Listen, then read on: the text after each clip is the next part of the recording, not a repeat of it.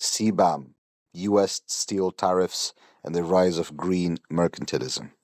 The global trade landscape is undergoing a fundamental shift, with climate policies now shaping economic competition as much as traditional tariffs.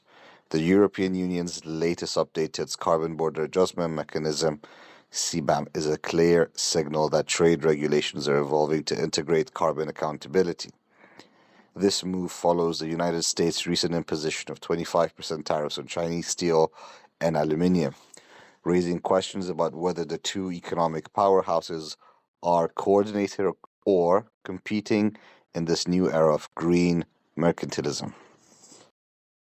Coordination or competition. The CBAM update changes the minimum compliance threshold from 150 euros shipment value to a carbon weight equivalent, ensuring that imported goods are taxed based on their actual emissions rather than their trade value. This shift could be interpreted in two ways.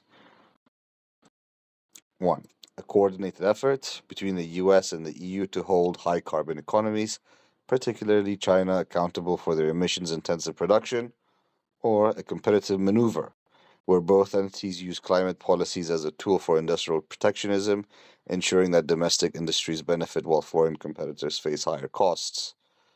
This distinction is critical because it determines whether we are moving toward a globally unified climate conscious trade system or a fragmented one dominated by individual nations prioritizing their economic interests under the guise of sustainability. The green trade dilemma, a game theory perspective. This evolving trade dynamic closely resembles the stag hunt game. In game theory, where participants must choose between mutual cooperation for a greater reward or individual action that yields smaller immediate benefits but carries the risk of mutual loss. If the US and EU cooperate by aligning their green trade policies, they could establish a powerful, climate driven trade order that pressures high carbon economies to decarbonize. If either party pursues self interest, prioritizing domestic industries over global cooperation, it could weaken the alignment and invite countermeasures from trade rivals like China, further fragmenting global trade. The world is watching to see if the US and EU will remain allies in their push for climate aligned trade or if they will shift towards strategic economic rivalry under the pretense of environmental responsibility.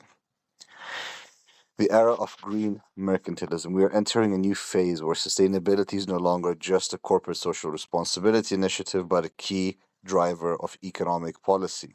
The concept of green mercantilism suggests that nations will increasingly use environmental regulations as a mechanism to shield domestic industries while projecting climate leadership.